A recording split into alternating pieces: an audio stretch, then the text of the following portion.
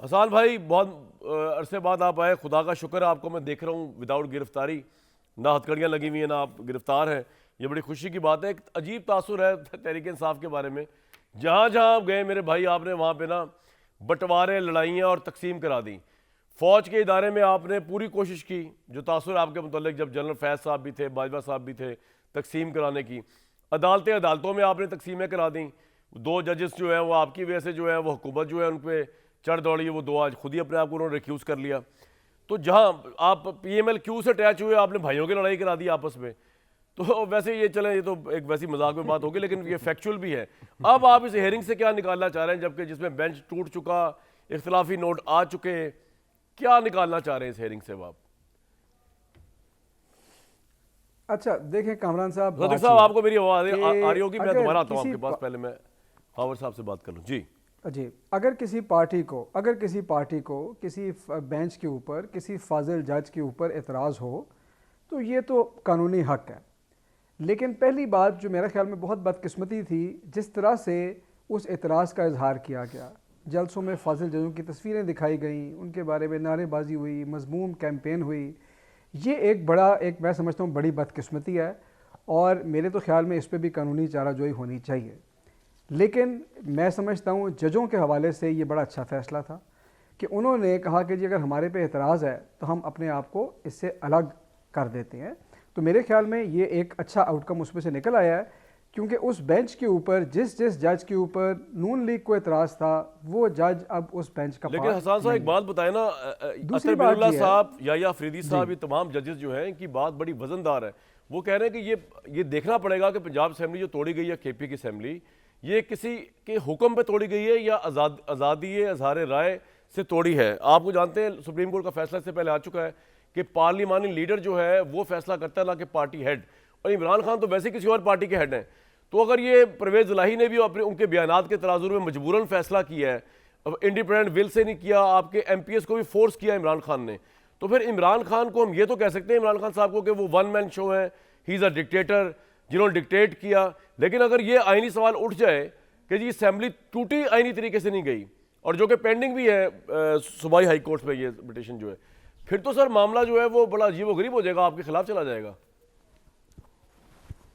देखें, पहले मैं आपको एक बात बताऊं, ये बिल्कुल उन्होंने अपने इख्तलाफी नोट में लिखा है। इख्तलाफी नोट वो होता है जो कि बाइंडिंग नहीं होता। लेकिन आपको पता है कि जब सियासी जमातें जो हैं वो कैसे चलती हैं, ये बिल्कुल डिक्टेटरशिप नहीं है। लेकिन इमरान खान हमारे लीडर हैं, इसमें भी कोई शक नहीं है। और आपको याद है कि जो दूसरी साइड पर लोग बैठे हैं, पूरी काबीना को लेकर लंदन जाकर 3-3 दिन वहाँ पे डेरे लगाकर फैसले तो वहाँ से होते रहे हैं। ये तो एक कानूनी आइनी तरीके से असेंबली टूटी है।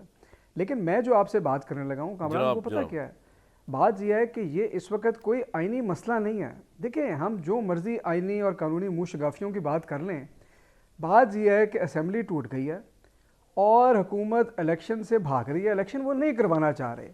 ये तो मैं आपसे एग्री करता हूं कि इलेक्शन से भाग रहे हैं ये लोग, दूसरी चीज के पीछे छुपते हैं। ये बात है ना? बिल्कुल। अच्छा, अब अभी राजलपुर में आप जीत गए के अंदर भी जब ये केस आर्ग्यू हुआ, हाँ जी, 35,000 वोट शिकस्त, यही वजह है ना, इसीलिए भाग रहे हैं। अच्छा, अब और जो कुछ हुआ है वहाँ पे और जो निगरान हुकूमतें कर रही, खैर उस पर बाद में आते हैं। अच्छा, अब मैं आपको बताऊं कि मैं हाई कोर्ट में भी मौजूद था, आज मैं सारा दिन सुप्रीम कोर्ट में भी था। अच्छा, माशाल्लाह। मैं आपको मज़े की बात बताऊं कि हाई कोर्ट के अंदर भी किसी ने ये आर्ग्यू नहीं किया कि जी 90 दिन में इंतखाबात नहीं होने चाहिए। उसकी वजह यह है कि आइन इतना वाज़ेह है, वहाँ पे ग्राउंड्स हाई कोर्ट में और ली गई कि गवर्नर साहब ने कहा कि जी क्योंकि मैंने नहीं तोड़ी तो मैं ये आर्टिकल 105 जो है मैं एक्सरसाइज नहीं कर सकता। इस तरह की चीज़ें थी। बहरहाल उस पर लाहौर हाई कोर्ट का फ़ैसला आ गया। वो जो फ़ैसला था वो इलेक्शन कमीशन ने उसकी तामील ना की, बल्कि इंटरा कोर्ट अपील में चले गए और नज़र आ रहा था कि तारीख़ों पे तारीखें डाली जा रही हैं कि किसी तरह टाइम गुजारा जाए। अब ये जो पूरा मामला है, इसके अंदर क्वेश्चन ऑफ कॉन्स्टिट्यूशन। लेकिन सर आज जस्टिस मसरूर अली शाह ने ये भी कहा है कि अगर हालात ऐसे, अगर जंग है या कर्फ्यू लग गया या इमरजेंसी की सूरत हाल है, तो फिर क्या होगा? मतलब इलेक्शन के 90 दिन अपनी जगह पे हैं। उनके कहने का मतलब था कि इस सवाल को भी एड्रेस किया जाए कि अगर हालात जो हैं वो ऐसे ना हो कि इलेक्शन फौरी के तौर पर कराया जाए। तो मैं आपसे एक सवाल पूछता हूँ सर, एक ओपन एंडेड क्वेश्चन। ये तो आप सही बता रहे हैं जो फरमा रहे हैं हसन साहब, सारी बातें आपकी सही हैं, ये भाग भी रहे हैं, ये भी कर रहे हैं, वो भी कर रहे हैं, लेकिन आप इस मुल्क के हालात देखें, इमरान खान की ख्वाहिश को एक लम्हे के लिए साइड पर रख दें, उनकी जो भी ख्वाहिश हो, मुझे तो उससे कोई गर्ज ही नहीं है। मेरे लिए तो पाकिस्तान ज़्यादा मोस्ट इंपॉर्टेंट है, ना मुझे नून लीग से कोई गर्ज है, ना पीपल्स पार्टी से कोई गर्ज है। पाकिस्तान का रुआ जो है अंडर डेट है, और इसको डेट लाने में इन लोगों के 35 साल के साथ आपके 4 साल भी एडिड है। आप लोगों ने डेट से निकाला नहीं है, आप लोगों ने कोई ऐसा हमें वजीर खजाना नहीं दिया, कोई ऐसी पॉलिसी नहीं दी जिससे हम निकल आए। कभी आप कोरोना को कि उसमें हाइड कर लेते हैं, कभी आप कोई और बात कर लेते हैं, लेकिन हम डेट के अंडर कंसिस्टेंटली गए। उसमें ना सिर्फ आपका कसूर नहीं है, सबका कसूर है, जिसे बशमुल आप शामिल हैं। रिगार्डलेस ऑफ दैट, मुल्क के हालात ये हैं कि आपका रुआ कर्जे के अंदर है, आपके पास पैसे हैं नहीं। काबीना कह रही है जी हम पैसे नहीं लेते क्योंकि हालात इतने खराब हो चुके हैं। मुल्क is at the verge of economic emergency. आप मुझे बताएं, इमरान खान की ख्वाहिश को निकाल के ये मुल्क मुतहमिल हो सकता है कि 1 साल के अंदर, बल्कि लेस देन 7-8 मंथ्स के अंदर अरबों रुपए के 2 इलेक्शन करवाएं, जबकि यही काम अक्टूबर नवंबर में इकट्ठे हो सकता है। इसका मुझे जवाब दें पार्टी एफिलिएशन से ऊपर जाके, पैसों को और पाकिस्तान की प्रिकेरियस इकोनॉमिक सिचुएशन को ज़हन में रख के। मुझे इनसे कोई लेना देना नहीं पीडीएम से, मैं आपसे बीइंग अ पाकिस्तानी पूछ रहा हूँ, नॉट बीइंग अ पीटीआई। जवाब दीजिएगा जी। मैं आपको बीइंग अ पाकिस्तानी मैं आपको बीइंग अ पाकिस्तानी इसका जवाब देता हूँ। आपने हमारी इकोनॉमिक पॉलिसी पे जो बात की उस पर नहीं जाता, लेकिन वो भी एक जवाब तलब बात सर, है। वो उस पर फिर बात कर लेंगे। मैं वो अपने अल्फाज ही वापस लेता हूँ, मैं अपने सवाल पे लाना चाहता हूँ। आप बिल्कुल अच्छे लोग थे इकोनॉमिकली जी, आगे चलिए। मैं आपके सवाल के ऊपर आता हूँ और तीन बातें करूँगा। देखें, मेरी ज़ाती राय, पार्टी से हट के मेरी ये ज़ाती राय है कि पाकिस्तान के अंदर इस वक्त जो बहरान है उसकी बुनियाद सियासी बहरान है, और जब तक ये सियासी बहरान आप नहीं हल करेंगे, आपकी इकॉनमी रिवाइव नहीं होगी, पाकिस्तान एक स्टेबल ट्रेजेक्टरी पे नहीं जाएगा। ये एक नेसेसरी कंडीशन है, सफिशेंट हो या ना हो, ये ज़रूरी है आपके लिए कि एक ऐसी हुकूमत हो जो अगले 5 साल के लिए मौजूद हो। एक पॉइंट ये हो गया, दूसरा पॉइंट बताएं सर। मुश्किल काम कर सके। दूसरा पॉइंट सर।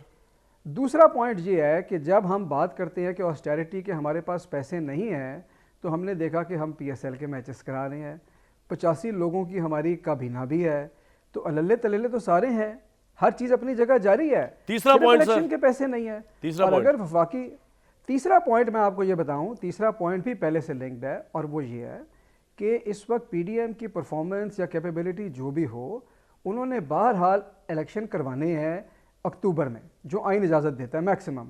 जिस पार्टी ने एक कोलिशन गवर्नमेंट ऑफ वीक, ऊपर से उसने 4 महीने में इलेक्शन पे जाना हो, वो कोई अनपॉपुलर काम नहीं कर सकती, कोई सियासी जमात नहीं यार कर इन्होंने सकती। सारे अनपॉपुलर काम जो किए, होगा पेनफुल ये तो होगा। छोड़े आप ना, वो तो मजबूरी बन गई। चल आपका अभी पॉइंट आ बहुत गया, काम बाकी है।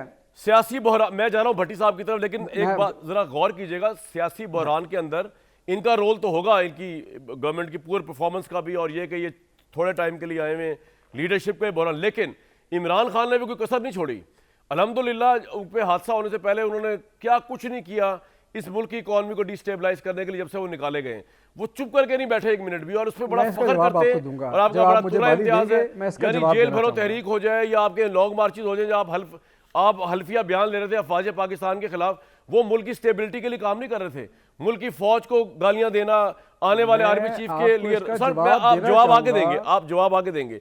जनरल सईद आसिम मुनीर की राह में जितने रोड़े आपने अटकाए हैं, वो कौन सी स्टेबिलिटी की बात थी? भट्टी साहब, मेरा आपसे सर, मैं आता हूं आपके पास, आ रहा हूं। हसन भाई, आपको ये जवाब दिए बगैर आज प्रोग्राम खत्म नहीं होगा इंशाल्लाह, अगर अल्लाह ने जिंदगी दी।